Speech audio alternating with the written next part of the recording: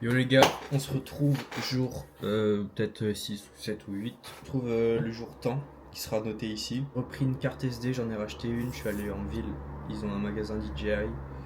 Donc du coup je filme avec une DJI Osmo Pocket 3. Et oh, attends, on voit rien du tout dans mon... Attends, c'est aussi lumineux que ça? C'est bien lumineux. Je sais pas si c'est mieux. Comment? On dirait que je suis au paradis. Enfin bref, je pense que je le ferai au réglage tout ça. Voilà. Donc je peux recommencer à vous filmer là, j'ai 2h30 de temps de trucs. Donc ça va être sympa, j'ai bien vous filmer toute l'avancée du projet. En nouveauté, on va dire, commencer à créer le pitch deck pour le montrer à des investisseurs ou des incubateurs.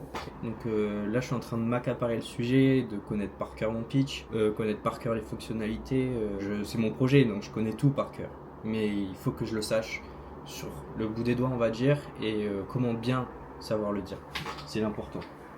Donc j'ai fait plein de fiches et tout sur mon pitch, pourquoi Explore existe, pour qui, comment, les ambitions, donc mes revenus principaux. Donc en soi, pour vous faire simple, c'est que c'est un écosystème EdTech, donc éducation en technologie, donc c'est un EdTech projet qui combine l'intelligence artificielle et aussi une communauté qui vont s'entraider. Donc pour accompagner les entrepreneurs, c'est une grande partie de ma cible, ou les jeunes actifs, ou alors les personnes en reconversion qui eux viendront peut-être plus tard. Mais grâce à l'IA en fait, on va venir les aider et au réseautage ils vont se compléter, on va dire. Donc nous permettons à chacun de trouver sa voie, d'accélérer ses projets, de se connecter aux bonnes opportunités. Donc ça, c'est un peu le but d'Explore. Pourquoi j'ai voulu le créer, c'est par rapport à mon vécu et à mon passé. J'ai toujours cherché une appli comme ça. J'ai toujours cherché le fait de pouvoir me former en dehors de l'école, et en plus je suis aidé par quelqu'un, je suis pas tout seul. C'est vraiment quelque chose qui me correspond à moi et qui peut correspondre à des millions de personnes, parce que je sais qu'il y a des millions de personnes qui n'aiment pas rester en cours dans une salle de classe, qui n'aiment pas rester assis toute la journée, qui veulent pas apprendre les choses un peu ennuyantes du lycée quand on arrive au lycée. Enfin, moi je suis arrivé au lycée, j'avais 6 de moyenne, je me sentais pas bien. Donc ça, je m'en parlerai plus tard. Mais par rapport à mon vécu, moi j'ai toujours eu une mauvaise partie de l'école. Je me suis vraiment pas bien intégré, ou j'aimais vraiment pas ça, quoi. C'était pas mon endroit à moi. Je détestais ça, je sais qu'il y en a qui aiment, ou alors qui sont très scolaires. Moi, j'ai jamais été scolaire. C'est pas pour faire le mec, ouais, blablabla, je sais pas quoi. C'est vraiment ma personne, et il y a rien de mal dans tout ça. Mais je me suis jamais intégré réellement. Un peu à partir de la première, quand je suis rentré en STMG, du coup, où là, ça se passait un peu mieux. J'aurais bien aimé avoir une appli comme ça, quoi. Explore X, le fait que je puisse apprendre à côté, que je puisse me former, que je puisse échanger. Si jamais j'ai quelqu'un qui veut collaborer avec moi, ou alors quelqu'un qui sur mon réseau qui se connecte et qui se dit ah ouais, toi tu fais ça, bah ok, moi je fais ça, est-ce qu'on peut faire un truc ensemble, pourquoi pas. Et j'ai jamais trouvé des personnes avec qui faire de l'entrepreneuriat. Enfin, dans mon réseau, j'en ai deux trois avec qui j'ai lancé deux trois projets. Après ça a pas trop marché, donc du coup voilà. Mais c'était vraiment des personnes qui ont la même ambition que moi, qui veulent réussir et qui veulent comment dire, qui veulent vraiment faire de grandes choses dans la vie, et qui veulent pas passer leur vie à faire d'autres trucs pour quelqu'un. Genre, chacun peut bosser pour quelqu'un, ça y a pas de souci, je vais pas dénigrer ça parce que c'est un peu le système. Mais moi, en tout cas, ça n'a jamais été mon petit kiff, quoi, on va dire. Donc du coup, j'ai décidé de créer ça pour accompagner ceux qui veulent créer ou se reconvertir. Donc créer des projets ou les gérer. Donc ma cible, je l'ai déjà répété, mais c'est ceux qui rejettent l'école traditionnelle. C'est ceux qui veulent changer de voie, mais qui sont perdus dans leur choix, ils sont pas assez accompagnés, ils veulent passer à l'action, mais ils ont trop peur du risque. Donc c'est un peu ça, ma cible. Donc c'est ceux qui n'ont pas les moyens de faire de grandes écoles aussi. Ça dépend, parce qu'il faut que je redéfinisse le prix d'ExploreX, mais c'est un peu le projet aussi de rendre l'école accessible à tous, mais plus le milieu de la formation.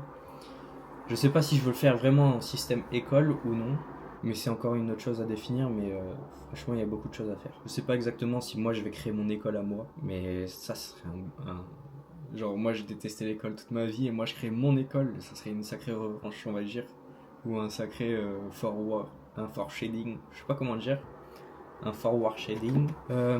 Ensuite, comment je vais appliquer tout ça? En mettant en place un écosystème. Ça veut dire vraiment un endroit où un milieu, comme la Silicon Valley, c'est un écosystème, on va dire, où chacun se réunisse pour créer des projets et tout, et qui regroupe l'éducation, donc du coup pour Explore, l'IA, le réseautage, ce qui revient à innover, s'entraider et à accomplir. Donc ça c'est vraiment accomplir, c'est le terme ExploreX, que les gens accomplissent certaines choses et qui réussissent quoi. Donc notre ambition, mon ambition, parce que je suis tout seul encore et je cherche mon CTO. Si toi tu es mon CTO, bah, contacte-moi. Mais sinon, bah, autant je l'aurais déjà trouvé parce qu'avant que je l'ai posté cette vidéo, je sais pas combien de temps ça va durer.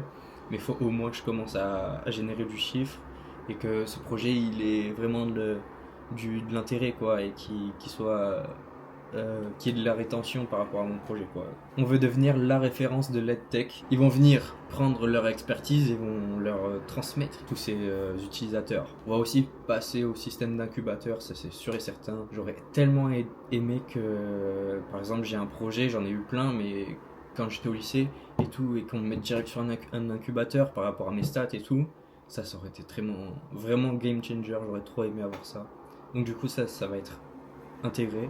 Il y aura l'IA, le networking et l'entrepreneuriat. Voilà, donc ça c'est bon. Donc du coup, deuxième partie, on peut passer à mon modèle économique et ma rentabilité, comment je vais être rentable et tout. Je vais pas trop préciser tout ça. Il y aura les abonnements des utilisateurs et des intervenants. Donc les utilisateurs, ils pourront payer l'abonnement et ils pourront accéder à l'IA et à plus de formations.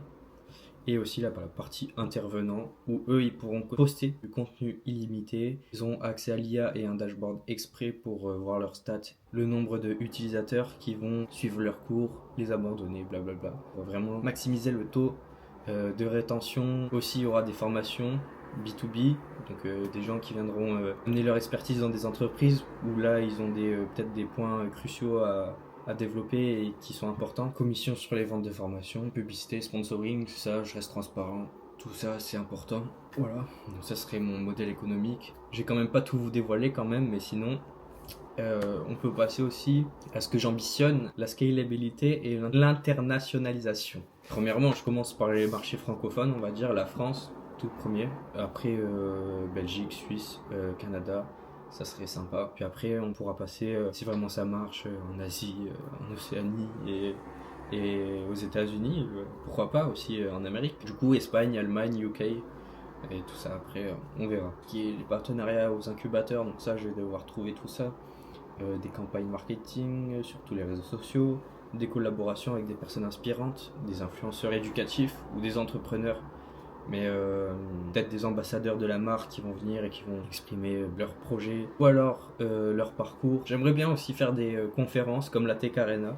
Je sais pas si j'en ai déjà parlé dans ce vlog, mais peut-être quand j'étais allé voir Steven Bartlett et tout, donc ça c'est la Tech Arena, un événement où il y avait plus de 12 000 entreprises et startups et tout, donc c'était un gros rassemblement où il y avait en fait plusieurs personnes qui venaient échanger leur parcours et tout avec plein de conférences, plein de matchmaking par rapport aux rencontres et plein de stands d'entreprises, de startups et d'investisseurs.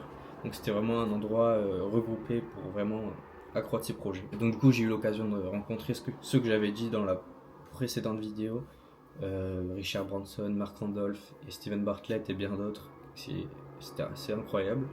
Donc du coup j'aimerais aussi faire des événements comme ça avec ExploreX. Il y a la sonnerie.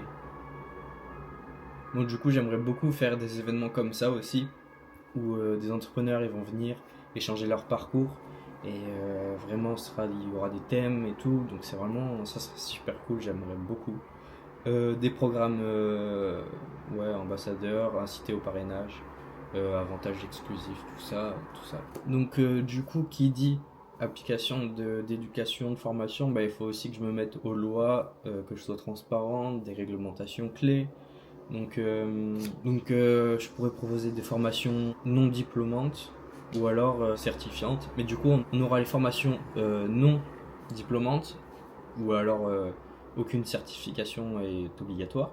Ou alors celles qui sont certifiantes. Et là, il faut déclarer une activité auprès de la DRECS, la Direction régionale de l'économie, de l'emploi, du travail et des solidarités. L'éligibilité CPF pour les comptes professionnels de formation, où là il faut que j'ai plusieurs labels, dont Calliope, un label qui justement est requis pour obtenir financement CPF, RGPD, protection des données, tout ça, faut y penser en fait, c'est super important. Peut-être quand on monte un projet, on n'a pas toutes les choses claires dans son esprit, mais c'est aussi important de connaître tout ça, RGPD, protection des données, réglementation européenne, sur l'IA aussi, parce que notamment mon application elle utilise l'IA, donc c'est la protection des données, base de données, serveurs et tout ça. Donc il faut être transparent le plus possible avec le client pour ça, donc c'est assez important. Ensuite, qu'est-ce qu'il me reste? Les aspects techniques, donc tout ce qui est le code, le front-end, back-end. Il faut que je recrute mon CTO pour savoir clairement ce que je veux faire et pourquoi. Il va m'expliquer tout ça. Je suis pas assez renseigné sur ça, mais je pourrais, mais j'ai pas envie de perdre trop de temps comme j'en avais parlé dans la vidéo précédente. Un pitch express, faute d'accompagnement, 90% des apprenants abandonnent les formations en ligne classiques, donc permettant à chacun d'atteindre ses objectifs, ses projets. Donc du coup ça c'est vraiment un petit récap de ce que j'avais fait, toujours petit flyers pour me rappeler que ça existe et que c'est visuel, et quand c'est visuel on peut le toucher et tout, et on peut le penser, on peut l'imaginer, on peut le créer, si on le veut, on le peut. Ça c'est vraiment important. Donc voilà, petit flyers, je vous ferai un petit détail un jour. Donc voilà, je pense que c'est à peu près tout pour aujourd'hui. Belle journée. Hier je suis sorti dans Stockholm, c'était assez beau. Je sais pas si je vous ferai des vlogs en pleine ville dans Stockholm. Aujourd'hui, il faut que je lise un peu, je suis toujours sur le même, This is Strategy. Je sais pas si je vous ai raconté, mais demain, rendez-vous avec un ingénieur en software. Il travaille chez Spotify, voilà. Je sais pas si je vous avais dit sa petite dinguerie, mais demain, ouais, il travaille chez Spotify, l'ingénieur à Stockholm et tout. Donc du coup, petite visio demain, je vous ferai un petit débrief sur ça. Merci à mes contacts de m'avoir donné cette opportunité. Ça c'est incroyable, donc j'en suis très reconnaissant et je suis trop content, trop hâte. Faut que je reste sérieux et tout, donc bien évidemment je me hâte pas, on sait jamais ce qui peut se passer, mais voilà, en tout cas, demain rendez-vous avec un ingénieur chez Spotify, je suis assez content, je vais lui poser plein de questions, voir avec lui, donc faut que je m'y prépare aussi, donc je vais préparer quelques questions aujourd'hui, me renseigner, savoir quoi lui poser exactement, et ça va être très important. La suite je pense, je vais essayer de lui demander si je peux trouver quelqu'un qui pourrait bosser pour moi ou avec moi, plus avec moi parce que je préfère un partenaire on va dire, et associé quoi. Donc c'est assez sympa. Bon, sur ce, je vous laisse pour cette journée. Je pense pas vous filmer dans la journée, je pense pas. Peut-être ce soir, on sait jamais s'il y a de la nouveauté. Mais sinon, on se retrouve demain, petit débrief après ma journée où là j'aurai fait mon briefing à 1h de l'après-midi. Donc je vous laisse. On se retrouve demain ou ce soir et à tout à l'heure. Ciao.